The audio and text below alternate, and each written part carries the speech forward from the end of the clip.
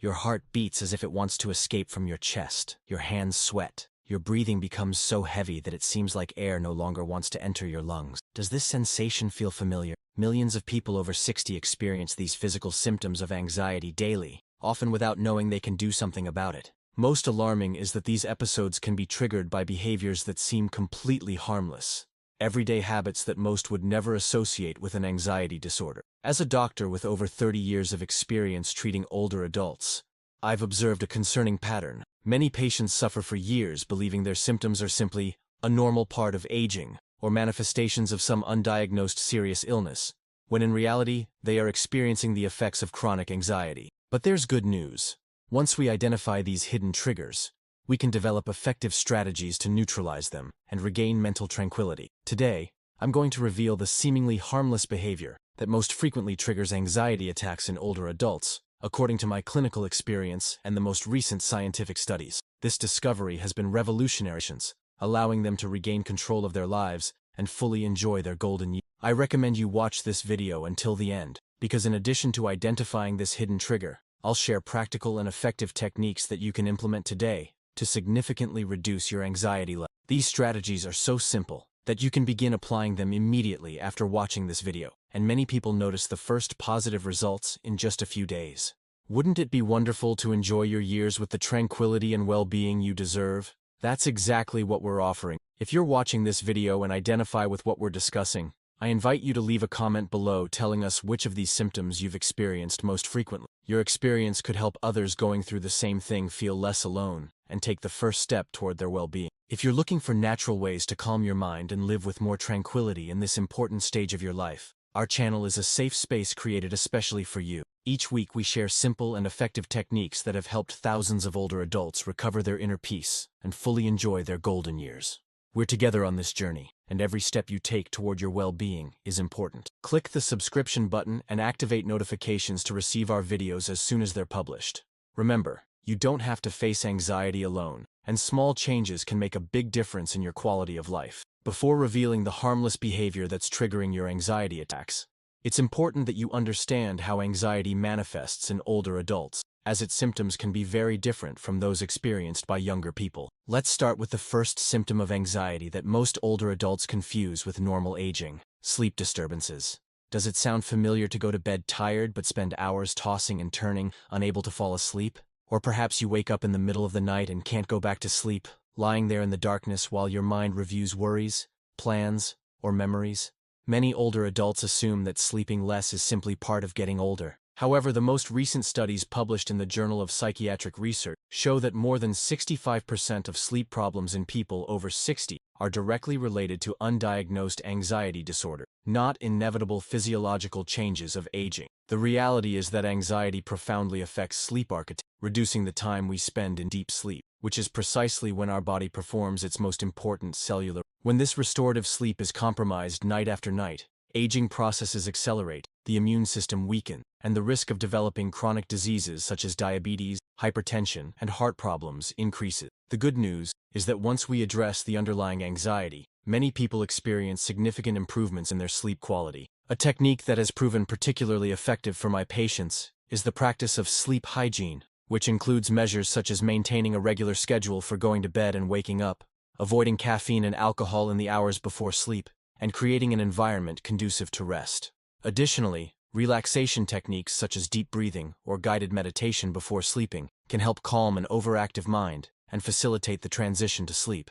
I need to pause here and ask you something important. What time of day does anxiety tend to hit you hardest? You know, each person feels anxiety in a unique way, and sharing this experience can be the first step to understanding it better. I know that perhaps you've never talked about this with anyone before. Maybe you think no one would understand, or that your feelings aren't important, but I want you to know that here, in this space, your experience matters deeply. Leave us a comment below completing the phrase, "My anxiety usually appears when." Your courage in sharing might be exactly what someone else needs to read today to feel less alone, and in upcoming videos, we'll specifically address those moments you share. This is a community of mutual support, where every word of yours is welcomed with respect and understanding. Continuing with our explanation, the second symptom of anxiety frequently misinterpreted in older adults is persistent physical pain that seems to migrate through the body. Tension headaches, muscle discomfort in the neck, shoulders or back, jaw tension upon waking, or sensations of tightness in the chest.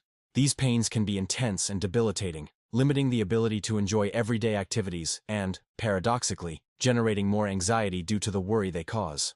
The most frustrating thing for many people experiencing these anxiety-related pains is that conventional medical tests often don't reveal any clear organic cause, which can lead to their symptoms being dismissed or minimized by some healthcare professionals. This can add an additional layer of stress and worry, intensifying both the anxiety and the physical symptom. It's important to understand that the absence of an identifiable medical cause doesn't mean the pain isn't real, or that it's less legitimate. To alleviate these pains when they're related to anxiety, an integrated approach that addresses both physical and emotional aspects is usually most effective. Techniques such as gentle yoga, tai chi, or qigong combine mindful movement with deep breathing, helping to release muscle tension while calming the nervous system. Applying heat to areas of tension can also provide relief, as it increases blood flow to affected tissues and promotes muscle relaxation.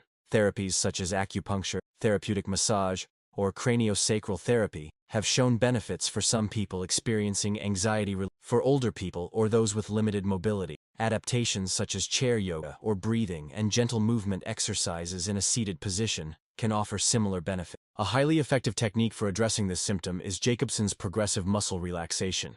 This technique consists of deliberately tensing and then relaxing different muscle groups, progressing from the feet to the head. By learning to recognize the difference between tension and muscle relaxation, you can develop the ability to release accumulated tension. Studies conducted on older adults with anxiety have shown that practicing this technique for 15 minutes daily can reduce muscle pain by up to 60% after 4 weeks. The third symptom, frequently misinterpreted in older adults with anxiety, manifests in the digestive system. It can appear as a feeling of butterflies, unexplained nausea, abdominal pain, or even episodes of diarrhea or constipation that seem to have no apparent cause. What happens is that there is a direct connection between our brain and our digestive system, something scientists call the gut-brain axis. This bidirectional communication system explains why emotions like anxiety can trigger immediate responses in our digestive tract. When we experience anxiety, our body releases stress hormones like cortisol and adrenaline, which can alter intestinal motility,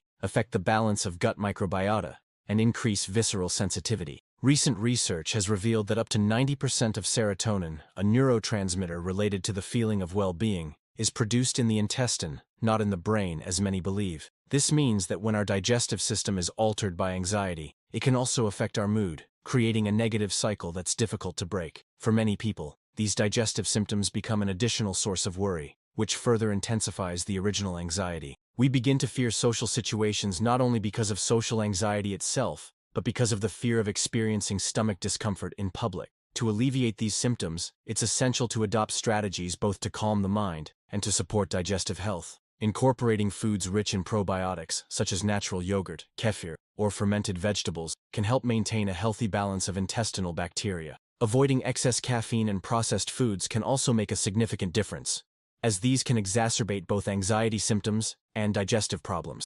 Relaxation techniques such as deep diaphragmatic breathing not only calm the nervous system, but can also directly relieve abdominal tension. To perform it correctly, place one hand on your chest and the other on your abdomen. Inhale slowly through your nose for 4 seconds, making sure it's your abdomen, not your chest, that expands. Hold the air for a moment and then exhale slowly through your mouth for 6 seconds.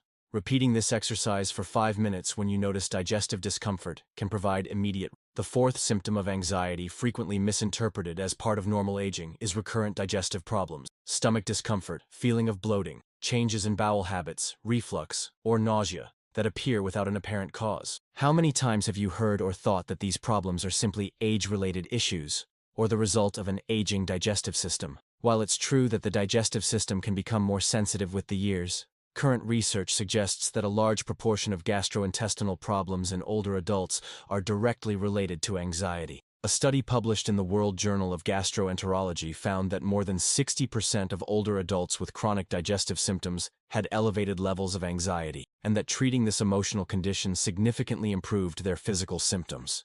This is due to the powerful connection between the brain and intestine, known as the gut-brain axis.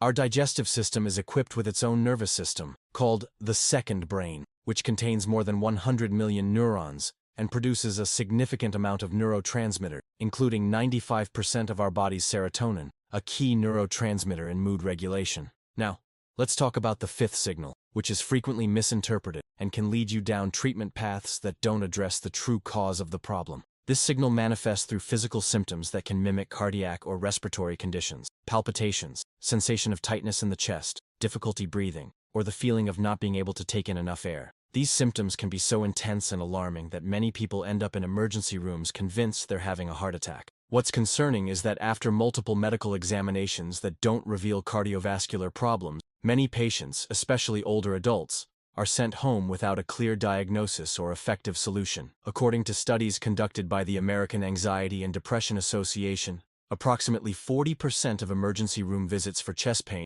are related to panic attacks or severe anxiety, not heart problems. However, these physical symptoms are absolutely real and should not be dismissed as imaginary or just stress. What happens is that during periods of intense anxiety, our autonomic nervous system alters our bodily function. Breathing becomes shallower, which reduces oxygen in the blood and can cause dizziness and tingling in extremities. The heart beats faster and with more force to pump that less oxygen. Blood vessels contract, which can cause the sensation of tightness or pain in the chest.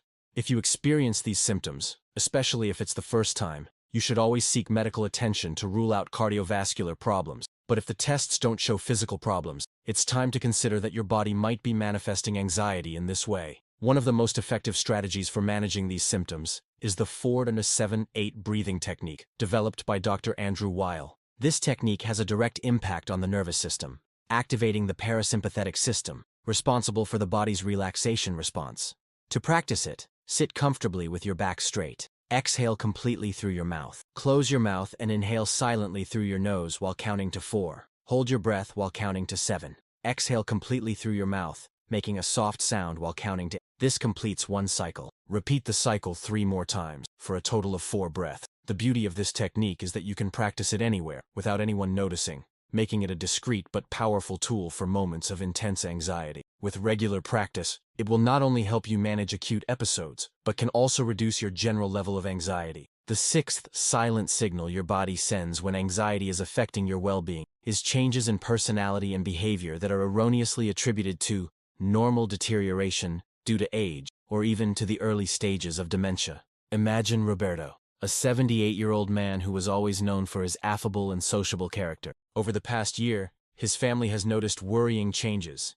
He now gets easily irritated by small inconveniences, has stopped attending family gatherings he used to enjoy, and spends hours repeatedly checking that doors are locked and appliances turned off. His daughter fears these changes are signs of cognitive deterioration, but when she took him to the neurologist, cognitive tests came back normal for his age. What Roberto is experiencing, and what many families don't recognize, is anxiety. Anxiety can directly affect the capacity for attention, concentration, and short-term memory, mimicking some symptoms of cognitive deterioration. Additionally, the state of constant hypervigilance associated with anxiety consumes enormous mental resources, leaving less capacity for other cognitive functions. Behavior changes associated with anxiety in older adults tend to follow recognizable patterns. The development of rigid rituals or routines that provide a sense of control in a world they perceive as increasingly threatening. The avoidance of social situations or previously enjoyed activities, often with excuses that seem reasonable but hide the true underlying.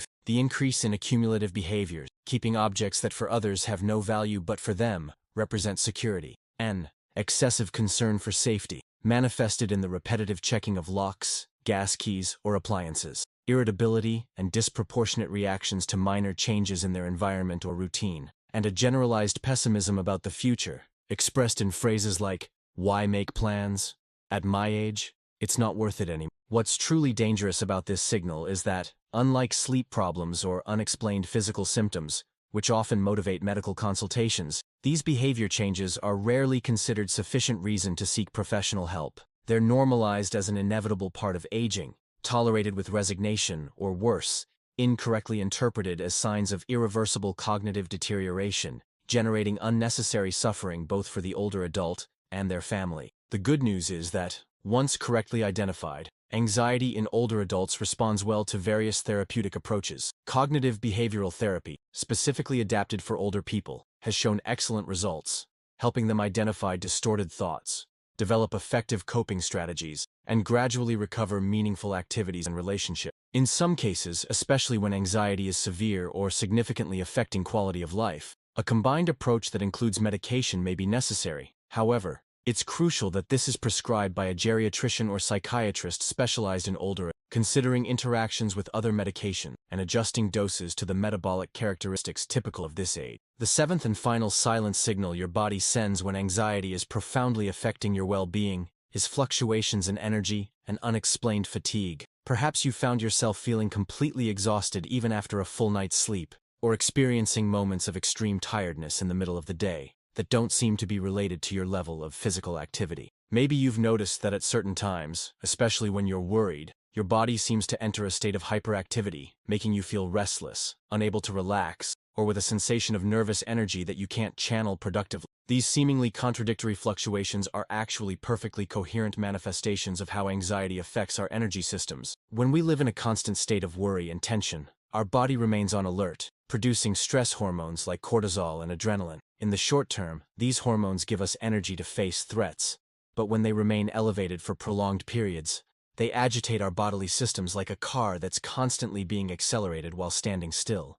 The result is premature wear of our biological mechanisms, leading to that feeling of being burned out or completely exhausted, what health professionals call adrenal fatigue. On the other hand, moments of restlessness or hyperactivity occur when the sympathetic nervous system, responsible for our fight or flight response, is activated by perceptions of threat or intense worry. This system releases adrenaline and temporarily increases available energy, preparing us to face a danger that, in the case of anxiety, is more psychological than real. To regulate these energy ups and downs, it's essential to establish a healthy rhythm that respects the body's natural cycles of activity and rest. Incorporating brief rest pauses throughout the day, even when you feel full of energy, can prevent subsequent exhaustion. A particularly beneficial practice is what psychologists call sensory rest, taking 5 to 10 minutes to close your eyes, breathe deeply, and simply observe the sensations of your body without judging them. This type of pause acts as a reset for the nervous system, regulating the production of stress hormones and restoring energy balance. Regular exercise, adapted to your capabilities, also plays a crucial role in regulating energy when living with anxiety. Contrary to intuition, moderate exercise doesn't deplete energy, but regenerates it, releasing endorphins that naturally counteract anxiety and improving sleep quality, which in turn reinforces daytime energy levels. Even a gentle 15-minute daily walk can make a significant difference. For those who experience moments of intense restlessness or insomnia due to anxiety, techniques such as grounding can be particularly useful. A simple way to practice it is the 5-4-3-2-1 exercise. Name 5 things you can see, 4 you can touch, 3 you can hear, 2 you can smell, and 1 you can taste. This exercise redirects attention to the present moment and sensory experiences, away from the abstract worries that feed anxiety. Now that we've reviewed the most common symptoms of anxiety in adults, let's finally reveal the seemingly harmless behavior that, according to my clinical experience and numerous scientific studies, is one of the most powerful triggers of anxiety in over 60. Excessive and indiscriminate consumption of news and media, especially those with negative or alarmist content. This habit, which most consider normal and even responsible, can have a devastating impact on the mental health of older adults. What makes this trigger particularly insidious is that it's deeply normalized in our society. Staying informed is considered a civic virtue, a responsibility of the good citizen. However, the way we consume information has changed radically in recent decades. We've gone from scheduled 30-minute newscasts and daily newspapers to a 24-hour news cycle that constantly bombards us with alerts, real-time updates, and an endless flow of information frequently focused on disasters, crimes, conflicts, and crises. To understand why this information bombardment so profoundly affects older adults, we must understand how our brain works.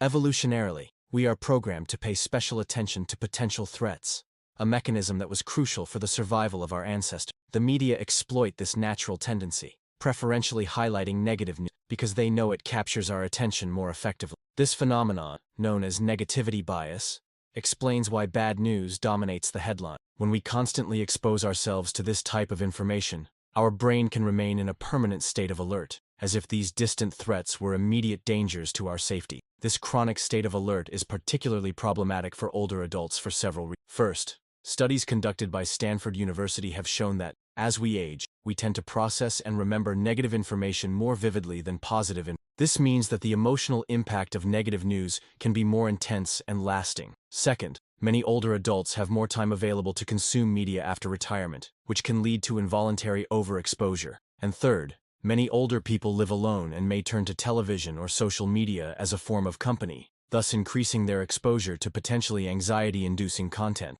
The effects of this excessive consumption of negative news can manifest in multiple ways, from a general state of worry and pessimism to concrete physical symptoms such as muscle tension, sleep disturbances, or digestive problems. A study published in the Journal of Experimental Psychology found that watching just 14 minutes of negative news in the morning increased reported anxiety levels throughout the day and increased the likelihood of rating even neutral events as threatening or negative. Fortunately, once this trigger is identified, we can take concrete measures to mitigate its impact. The first strategy I recommend to my patients is to implement a conscious information diet. This doesn't mean completely disconnecting from the world, but consuming information in an intentional, controlled manner. Instead of having the television on with background news for hours or compulsively checking updates on your phone, establish specific and limited times to inform yourself. For example, you can decide to read a news summary in the morning and watch a newscast in the afternoon, limiting the total time to no more than 30-45 minutes daily. The second strategy is to diversify your sources of information,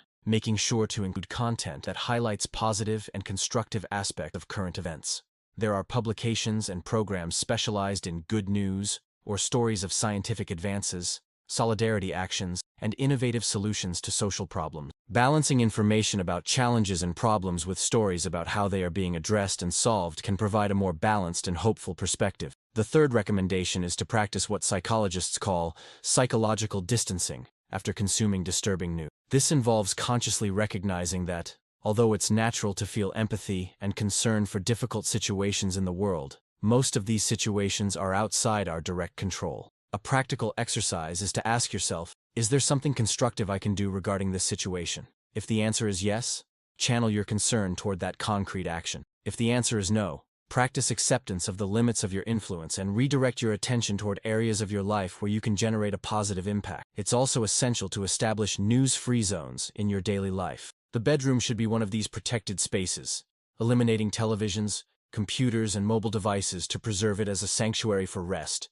Equally important is keeping meals as moments of enjoyment and connection, free from the stress that news can generate. Another practice that has proven very effective is what I call a media fast, where you designate 1 or 2 days a week to completely disconnect from news and social media. Many of my patients who were initially resistant to this idea, fearing they would feel uninformed or disconnected, report that these days of informational rest quickly become their favorites of the week, experiencing notably lower levels of anxiety and a greater ability to enjoy the present moment. These periods of disconnection not only reduce anxiety, but can also improve sleep quality, increase concentration, and foster more meaningful social interactions. I recognize that implementing these changes can be a challenge, especially if the habit of constantly consuming news is deeply rooted. Perhaps you have responsibilities that require you to be more aware of certain types of news. Maybe you live alone, and news is a way to feel connected to the outside world. Or perhaps you have a health condition that makes anxiety particularly difficult to manage. Whatever your situation,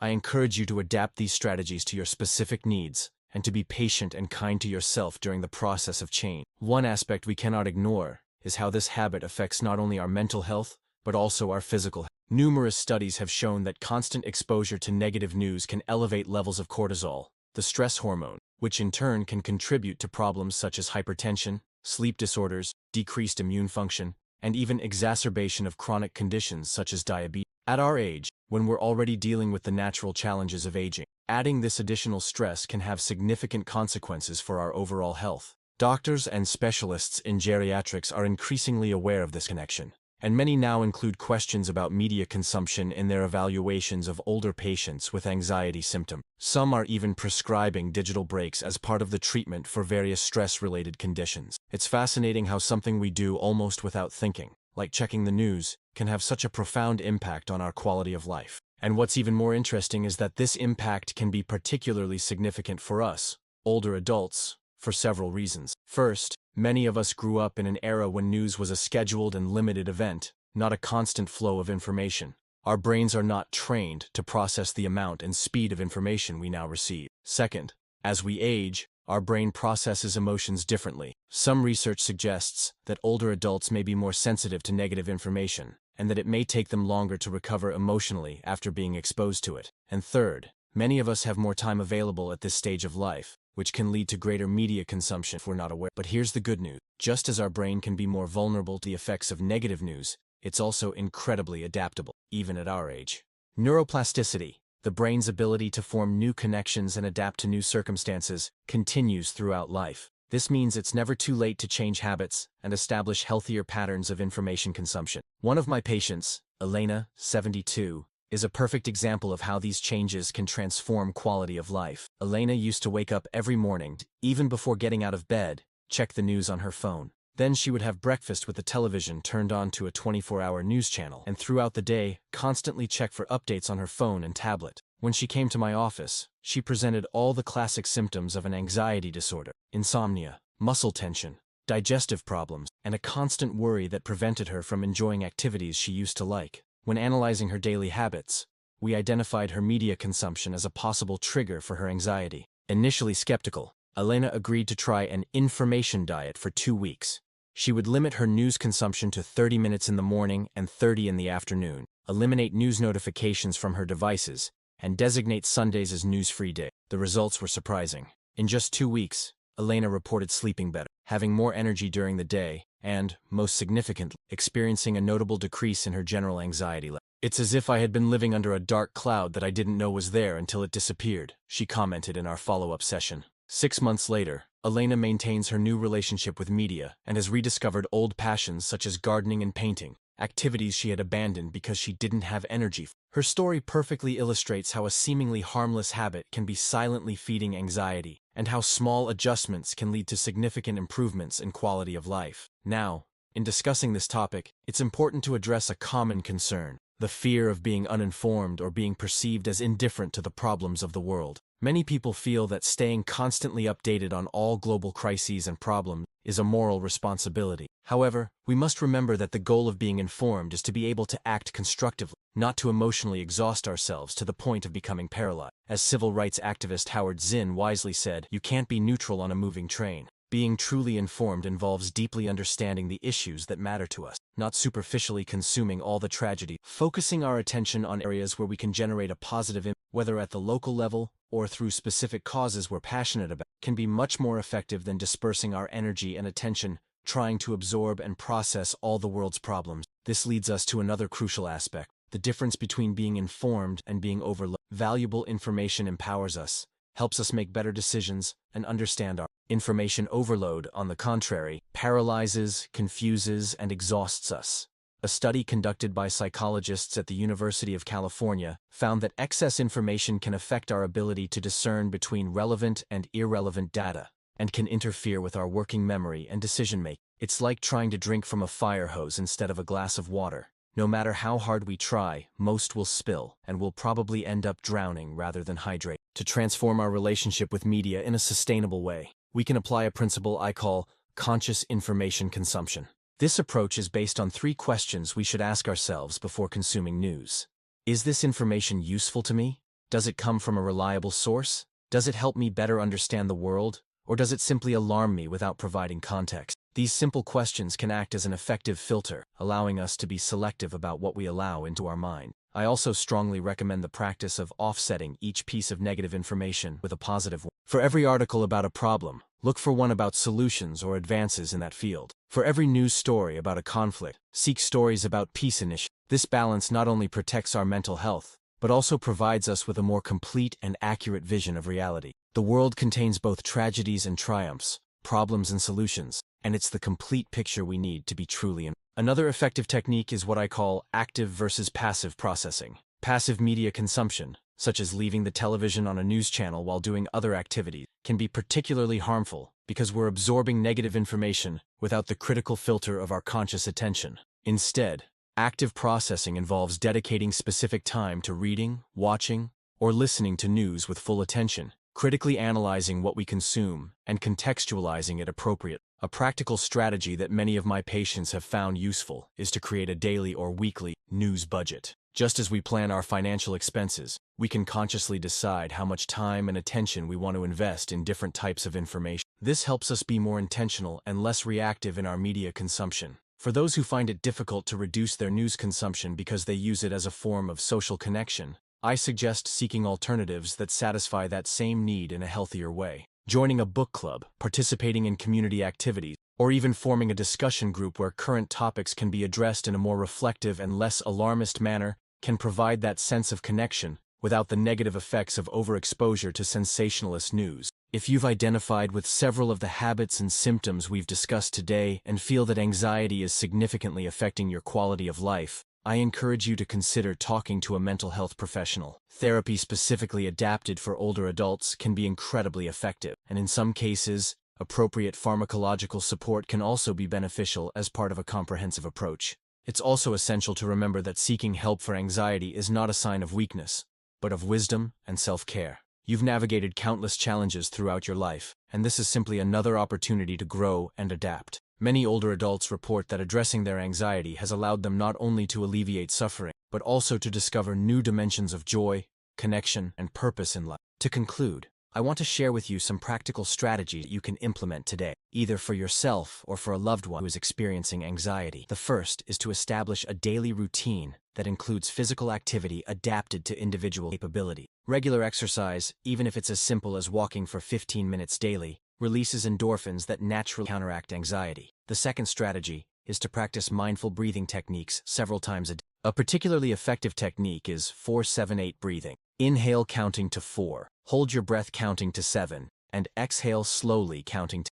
Repeating this cycle 4 or 5 times can significantly reduce anxiety levels in moments of tension. The third strategy is to create spaces and moments in your day completely free of negative information. This can include practices such as not checking news or social media during the first hour after waking up or the last hour before sleeping, reserving meals as moments of enjoyment without electronic devices, and designating one day a week as a digital rest day. The fourth strategy, and perhaps the most powerful in the long term, is to cultivate a regular practice of gratitude and mindfulness. Taking a few minutes each day to consciously recognize and appreciate the positive things in your life, however small they may be, can gradually shift your mental focus from worry to appreciation. This doesn't mean ignoring real problems, but complementing that awareness with a balanced recognition of the positive and meaningful aspects of your experience. The fifth strategy is to strengthen your meaningful social connections. Research consistently shows that solid social relationships are one of the most powerful protective factors against anxiety and depression. Regularly schedule quality time with loved ones, whether in person, by phone, or through video calls. Consider joining community groups or classes that allow you to meet people with similar interests. These connections not only provide emotional support, but also offer different perspectives that can help you contextualize your work. Last but not least, remember to be compassionate with yourself in this process. The path to emotional well-being is rarely linear, and there will be better and worse days. Treating your moments of anxiety with the same kindness and understanding you would offer to a dear friend is an essential part of the healing process. Allow yourself to feel your emotions without judging them, recognizing that even difficult feelings are a natural part of the human experience and contain valuable information about your needs and values. If this video has resonated with you or someone you know, I invite you to share it. Sometimes, the simple act of recognizing these patterns can be the catalyst someone needs to seek support and begin their journey to well-being. If you liked this video and want to continue learning about how to manage anxiety and improve your emotional well-being after 60, I warmly invite you to subscribe to our channel. Each week we share practical, evidence-based strategies that have helped thousands of older people regain their tranquility and fully enjoy this important stage of life. We're together on this journey, and every step you take toward your emotional well-being is a step toward a fuller and more satisfying life. Click the subscription button, activate notifications, and leave us a comment sharing which of these habits resonated with you most, or what strategies you found useful in your own journey. Remember, you don't have to face anxiety alone, and consistent small changes can make a big difference in your quality of life. See you in the next video, and meanwhile, I wish you days filled with tranquility and moments of true joy. For those wondering if it's really possible to overcome anxiety patterns that have been present for years or even decades, I want to assure you that I have witnessed remarkable transformations in patients of all ages. The human brain maintains its capacity for change and adaptation, what we call neuroplasticity, throughout life. Even in the 8th or 9th decade of life, we can form new neural connections and develop new mental habits. It's true that long-ingrained patterns may require more practice and perseverance to change, but this doesn't mean change is impossible, only that it requires a consistent and compassionate approach. An aspect that we haven't fully addressed and that deserves attention is how anxiety can manifest differently in older men and women. Due to both biological and sociocultural factors, older men may be less likely to recognize or express their anxiety directly. Instead of admitting feelings of worry or nervousness, they may manifest irritability, impatience, or withdrawal. For many men of previous generations, admitting emotional vulnerability can be particularly difficult. Due to cultural norms that equate the expression of emotion, this can lead to anxiety in older men being underdiagnosed, and, therefore, not adequate. If you're an older man who identifies with the symptoms we've discussed, or if you have a father, husband, or friend who shows these signs, it's important to remember that recognizing and addressing anxiety is an act of strength, not weakness.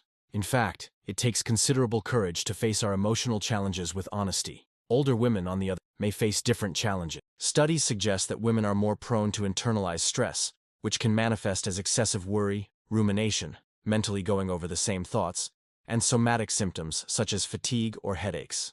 Additionally, hormonal changes associated with menopause and postmenopause can influence vulnerability to anxiety. Fluctuating levels of estrogen and progesterone not only affect